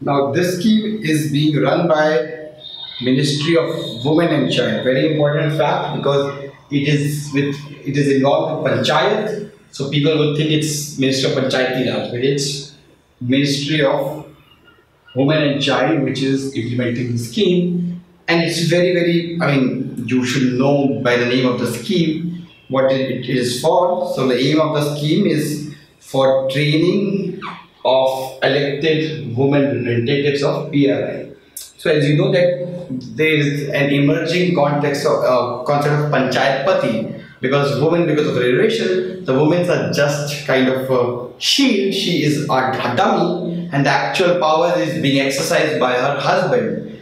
And the one reason behind that is that the woman does not know about her powers.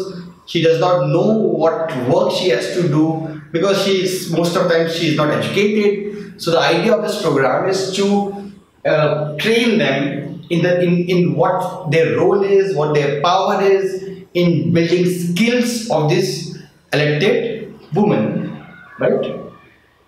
Next is STEP, or Support to Training and Employment Program for Women.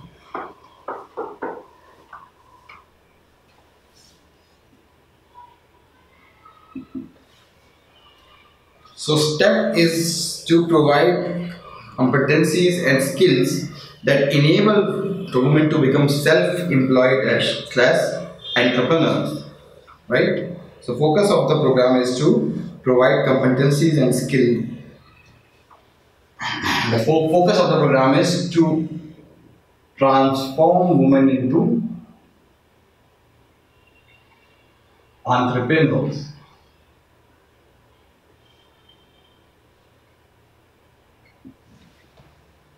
Right? And the scheme is focused on all the women of the country which are more than 16 years of age. Who implements that? Ministry of Women and Child.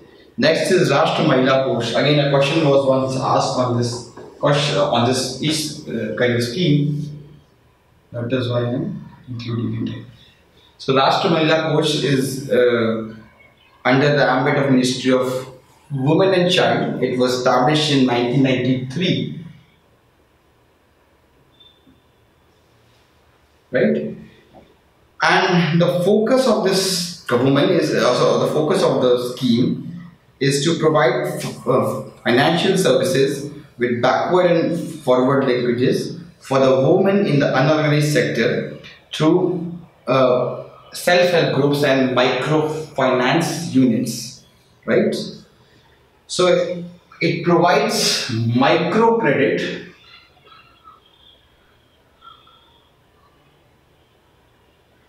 to all the women involved in. It provides microcredit to all the women who are poor and who are actually exploited.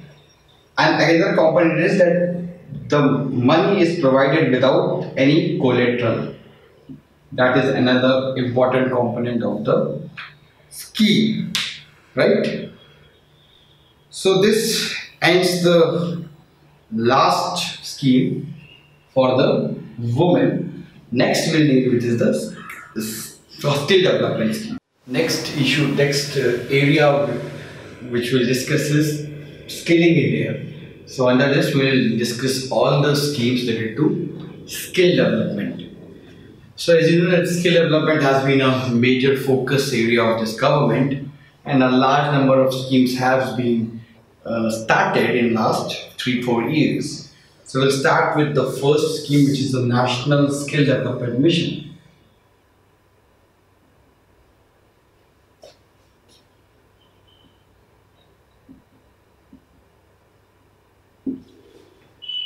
So National Skill Development Mission, as you know, is basically a umbrella program under which you have so many other schemes. So the idea of the program, or the objective of the program, is to improve the number of skilled Indians. So as you know that just 3% Indians have undergone any formal skilling training, where it's 90% in Germany and South Korea. So idea of this mission is to build the infrastructure or build the proper institutional mechanism for skill development in India. So the mission has a three-tiered structure. So at the apex is the mission governing council.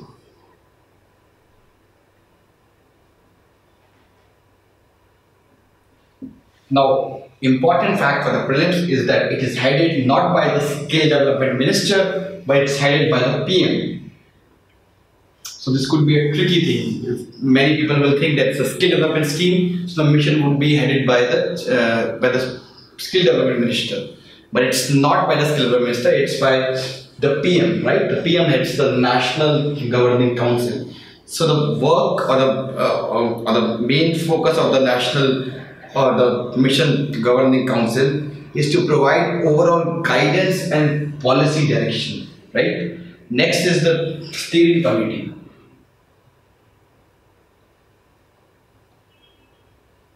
This is headed by the Minister of Skill Development. So its role will be to review the mission activities in which the direction set by the governing council. So its job is to monitor the activities of monitor the basic philosophy which is developed by the governing council. Third is the mission directorate.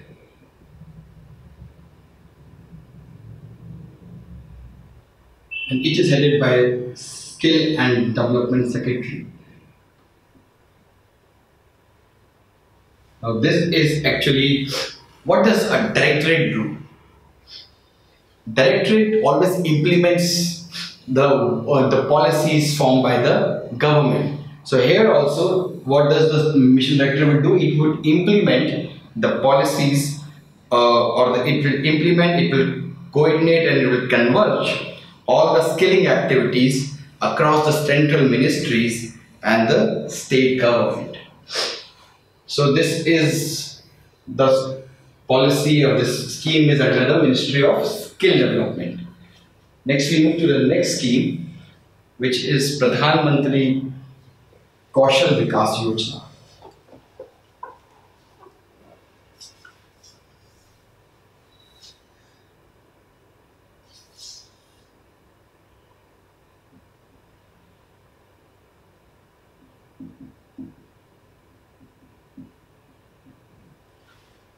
So Pradhan Mantri Kaushal Vikas Yojana, it is implemented by Ministry of Skill Development and the main institution which implements is the National Skill Development Council.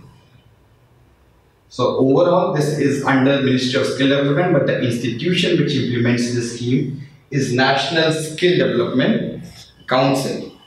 So the main objective of the scheme is to provide skill training for the youth, and the focus area of this program is on class 10th and class 12th dropouts, right? So under this program, skill training would be done based on the National Skill Qualification Framework. So that under this framework, skill training NSQF, National Skill Qualification Framework, under this the training is provided.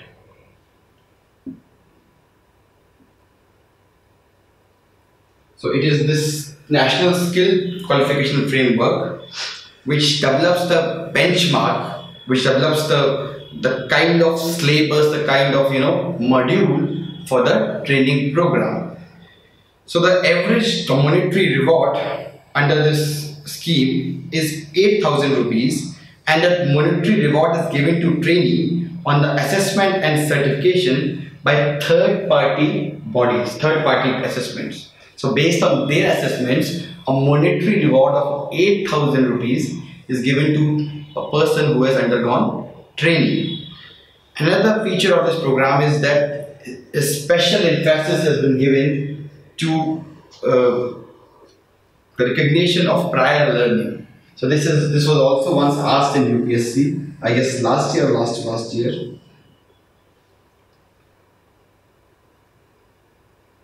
So special emphasis is given to those who have already acquired some skill which is informal. See, I am a person who is working with my dad, and my dad is involved in some carpentry, right?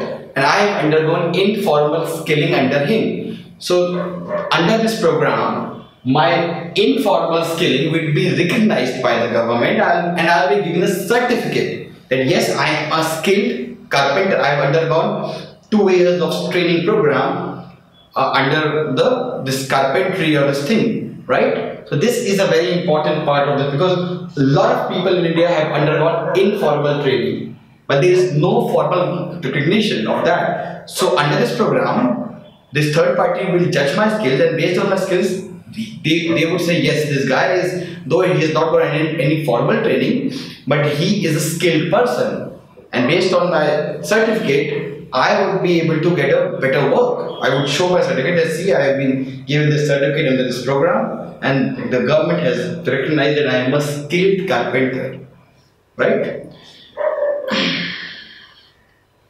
One more focus of this program would be on awareness building. So awareness, lack of awareness about skills, because somehow in India we don't understand the importance of skill. People feel the real reason is that the people who undergo skill training and the people who are not skilled, they almost get the same pay. So idea is to make the employer realize that see, skilled people will be more productive, and therefore you should focus, or you should take more of skilled people. In that way, it will motivate the people to undergo training, because they will know that if I go training, there is more chance of me getting employed than without any skills. Let's move to the next program, which is National Apprenticeship Promotion Scheme.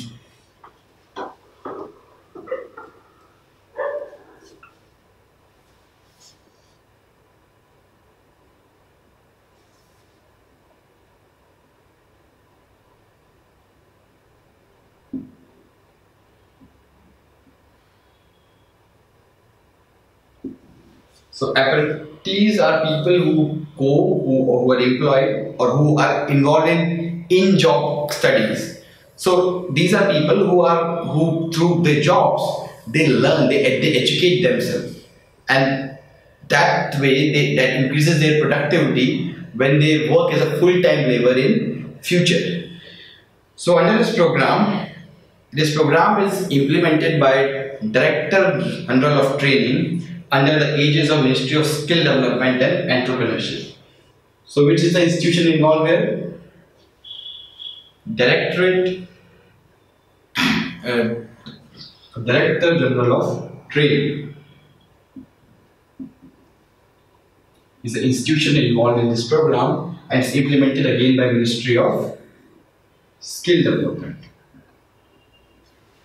Right? So what are the features of this program? So under this program, the central government for the first time will provide financial incentives to employers who are engaged in or who engage actively in entrepreneurs or apprenticeship training. So those employers who promote apprenticeship, central government will support them financially. Right? So what is the number? So the number says that central government will directly share 25% of the stipend, and the maximum limit is 1500 rupees. So the amount of stipend which the employer pays to the apprentice, the central government shares 25% of it. But the maximum limit is 1500 rupees, because otherwise, if they would have been no limit, the fraud could start. Because the employer would pay that guy 600 rupees, and it tells the government that I am paying 15,000 rupees, therefore you have to pay me 4,000 rupees. Right? So that way, that will provide an opportunity for cheating. That is why, to restrict that, government has made a benchmark or a limit, upper limit, and maximum will be 50 rupees only. This is important to remember because a question could be asked that they will share only, but they will share 25% of stipend. But you have to read the statement carefully that maximum is 50 rupees, right? Also, it would also, the central government would also support basic training, which is considered as an essential component of apprenticeship training. So it will also support the basic training which the employers give to these apprentices. Next we move to the next program, which is Pradhan Mantri Yuva Yojana.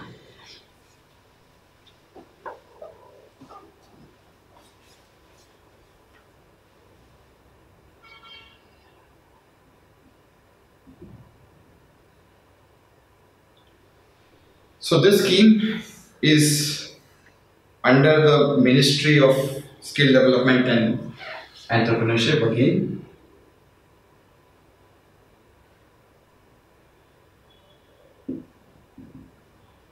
What are the objective of the scheme?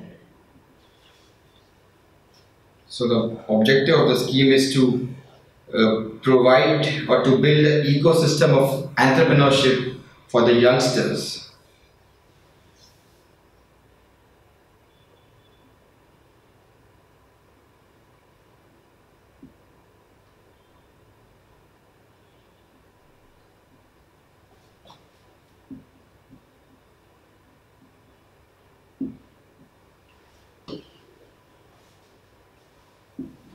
Next we come to is what are the key features of the scheme. So under the scheme, the focus of the scheme is to convert the students into not job seekers but job creators. That is the main focus of the scheme. So focus is to ensure or to transform the students into entrepreneurs.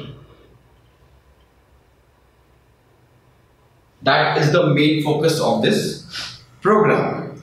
So there are some figures which is not important for the exam and the never UPSC asks these things. How many lakh of students are there? Nobody asks it again. Don't go for this, skip it. The number of institutes to be, number of institutes to be involved, again, not important for the exam. What is important is that it will provide, the government will provide easy access to information and mentor network and credit and advocacy to create a pathway for the youth, which means that under this program government would do 2-3 things. Mainly it will provide education or information about entrepreneurship. It will provide training on how to become successful entrepreneur. First idea is to motivate them. Third will be to motivate them to become entrepreneur. Right? First idea is to educate them that what is entrepreneurship, how can you earn with entrepreneurship. Second is training. Information is okay, but you need some training to become an entrepreneur. Government will do that. Third will be to motivate them. Idea is to motivate them that they should not sit for placement but rather create their own micro units. And the fourth is credit. These are the 4 areas where the government will focus on, right? So ignore the exactly number 500 crores allocated for, 600 crores allocated for. UPSC never asks these things. Next is Pravasi Kausal Vikas Yojana.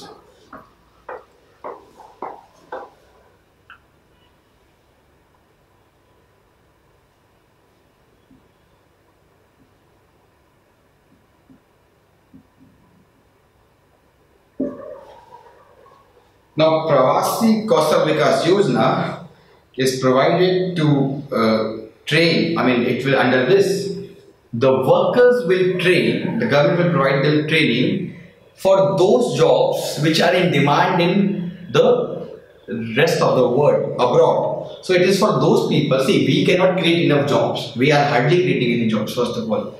So what government is trying to do is that there are a number of countries in the world, like Gulf states, some in Europe, which requires some skilled labor or which requires some labor in different fields. So idea of the program is that government will provide them specific training with respect to the jobs which are more available or which are more required in these countries, right? So that once he migrates to that country, he can easily get that job.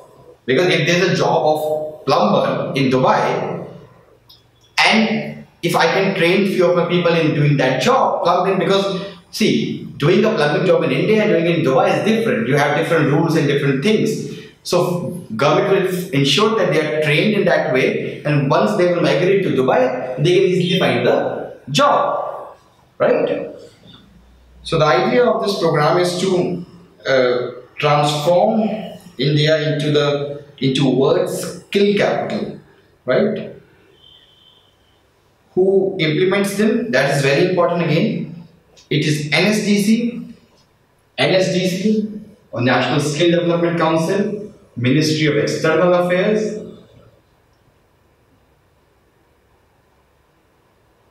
and thirdly, Ministry of Skill Development. These are the three institutions involved in the scheme.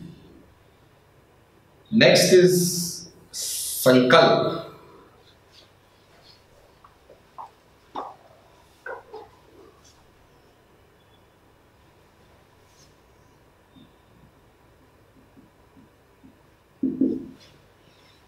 So Sankalp is a scheme which is implemented again by Ministry of Skill Development with support from World Bank.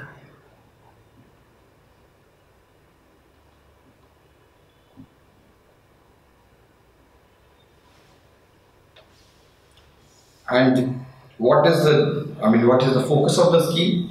So the focus of the scheme is that, see, in India, a lot of these vocational educational institutes, they are of inferior quality. They have outdated syllabus.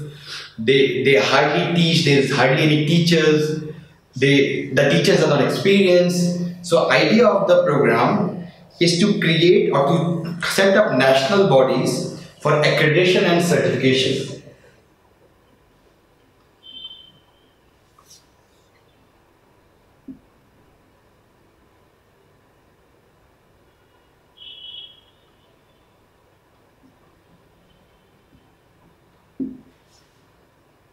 Right? And these bodies will create these vocational educational institutes. Right? They will provide them with certificate that this is A certificate, this is B certificate, this is C certificate. Idea is there so that a competitive spirit emerges among the institute that yes, we need to improve because we want A next time. Right now we are at C. Right? It's just like how NAC rates the universities. Next is Strive.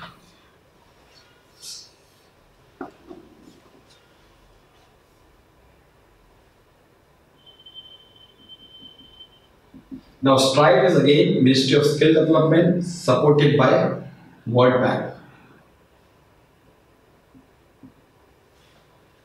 Now the main focus of Strive is to modernize 500 plus IITs through outcome and reform based funding or reform pillar. So main focus is to modernize 500 plus IITs in India.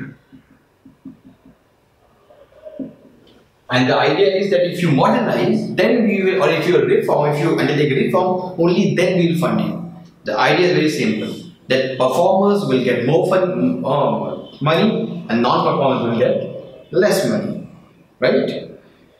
So the other focus of the scheme is to strengthen institutions such as skill development missions, National Skill Development Corporation, Sector Skill Council, ITIs and National Skill Development Agency. Next scheme we'll deal with is Himayat scheme.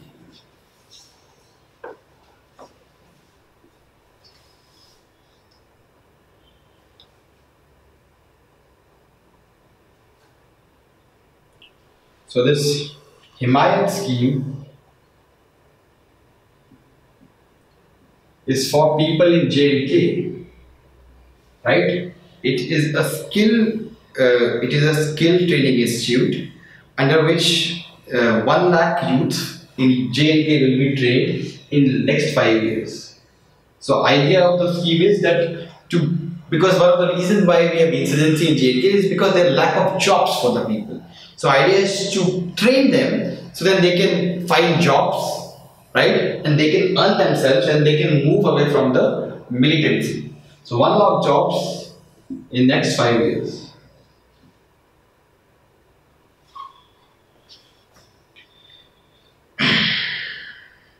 Next scheme we'll deal with is Roshni scheme.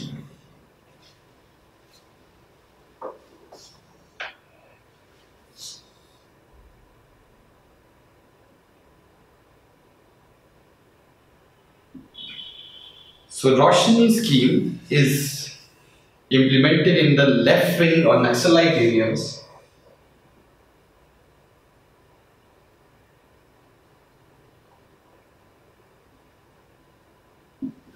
And under the scheme, and one more important part is it is part of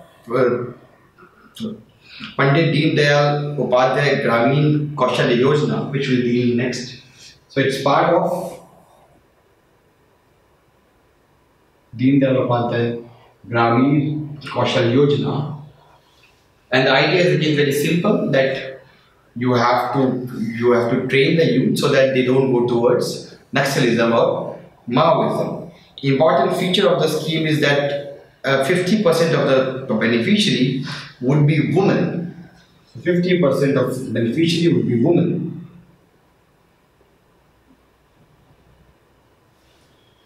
And second important thing is that 75% of the funding would be provided by the center.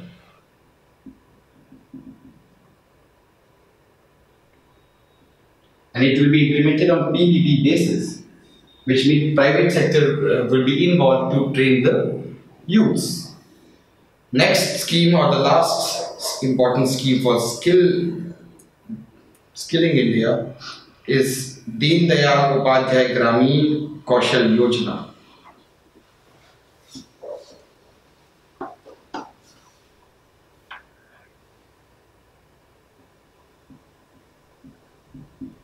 So this Deen Dayal Upadhyay Gramin Kaushal Yojana is implemented by Ministry of Rural Development. Very important fact to remember for the exam. It's implemented by Ministry of Rural Development, not by Ministry of Skill Development, and it is a part of National Rural Livelihood Mission. Again, very important part. It is a part of National Rural Livelihood Mission. And what are the key features of the scheme? So the key focus of the scheme is on marginalized section, poor and marginalized sections, and under the scheme there is skill training is provided to the rural poor based on, and it's free of cost. So no cost is involved in training. The focus area of the scheme is on SC/ST, women and minorities. So 50% would be, it's mandatory. 50% of the people who will be trained will be SC/ST, 33% are women and 15% are minorities. Another focus of the scheme is on post-placement support, migration support and alumni network. So once you are trained, the idea, and once you are placed, focus is on post-placement support, which is you smoothly migrate from one city to another city, right? And last and important feature of the program is that there is guaranteed placement for at least 75% of the trained participant. Right? So this ends Skill India, or the Skilling India schemes.